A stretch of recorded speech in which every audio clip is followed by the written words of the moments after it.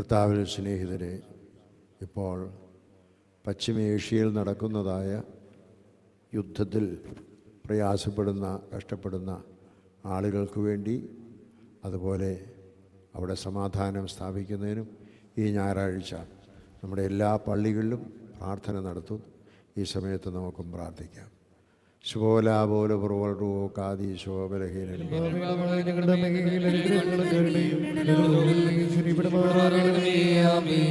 ഞാൻ വന്നത് അവർക്ക് ജീവൻ ഉണ്ടാകുവാനും സമൃദ്ധിയായി ഉണ്ടാകുവാനും വേണ്ടിയാണ് എന്ന് അരുളി ചെയ്ത കർത്താവേ, ലോകത്തിൻ്റെ സകല സൃഷ്ടികളുടെയും സമാധാനത്തിനും രക്ഷയ്ക്കുമായി ഞങ്ങൾ നിന്നോട് പ്രാർത്ഥിക്കുന്നു.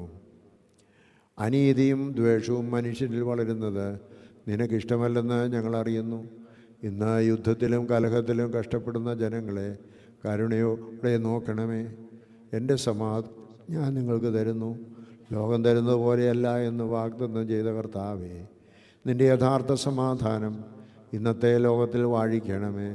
യുദ്ധം, ഭീകരത, വൈരാഗ്യം എന്നിവ കൊണ്ട് വേദനിക്കുന്ന രാജ്യങ്ങൾക്കും ജനങ്ങൾക്കും സമാധാനം ലഭിക്കണമേ. രാജ്യങ്ങൾ തമ്മിലുള്ള വൈരവും ആയുധ സമാഹരണവും അവസാനിപ്പിക്കണമേ. നാശത്തിനായി ചെലവഴിക്കുന്ന ശക്തിയും സമ്പത്തും മനുഷ്യരുടെ ക്ഷേമത്തിനും സൃഷ്ടിയുടെ സംരക്ഷണത്തിനുമായി ഉപയോഗിക്കപ്പെടുവാൻ കൃപ നൽകണമേ. ലോകത്തിലെ ഭരണാധികാരികൾക്കും നേതാക്കൾക്കും ജ്ഞാനവും വിവേകവും നൽകി സമാധാനത്തിനും നീതിക്കും വേണ്ടിയുള്ള തീരുമാനങ്ങൾ എടുക്കുവാൻ സഹായിക്കണമേ. അവർ അഹങ്കാരമല്ല, വിനയവും കരുണയും നിറഞ്ഞവരായി തീരുമാറാകണമേ. യുദ്ധമേഖലകളിൽ ഭയത്താലും വേദനയാലും കഴിയുന്ന ജനങ്ങളെ കാത്ത് സൂക്ഷിക്കണമേ. പരിക്കേറ്റവർക്കും അഭയാർത്ഥികൾക്കും ദുഃഖിക്കുന്ന കുടുംബങ്ങൾക്കും ആശ്വാസവും പ്രത്യാശയും നൽകണമേ. ദ്വേഷവും പ്രതികാരവും മാറി സ്നേഹവും കരുണയും മനുഷ്യരുടെ ഹൃദയങ്ങൾ നിറയണമേ. ലോകമെങ്ങും സമാധാനവും ഐക്യവും വളരണമേ.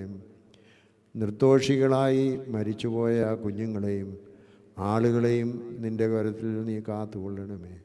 അവരുടെ തിരോധാന മുഖാന്തരം ദുഃഖത്തിലും പ്രയാസത്തിലുമായിരുന്ന കുടുംബാംഗങ്ങളെ നീ ആശ്വസിപ്പിക്കണമേ. യുദ്ധങ്ങളും കലഹങ്ങളും ഇല്ലാത്ത ലോകമുണ്ടാകുവാൻ പരസ്പരം സ്നേഹിക്കുകയും ക്ഷമിക്കുകയും ചെയ്യുവാൻ ഞങ്ങളെ പഠിപ്പിക്കണമേ. അങ്ങനെ ഞങ്ങളെല്ലാവരും സമാധാനത്തിൻ്റെ സാക്ഷികളായി തീരട്ടെ. പിതാവും പുത്രനും പരിശുദ്ധ റൂഹായുമായവേ, നിനക്ക് സ്തുതിയും മഹത്വവും എന്നു വന്നേക്കും ഉണ്ടായിരിക്കട്ടെ. ആമേൻ.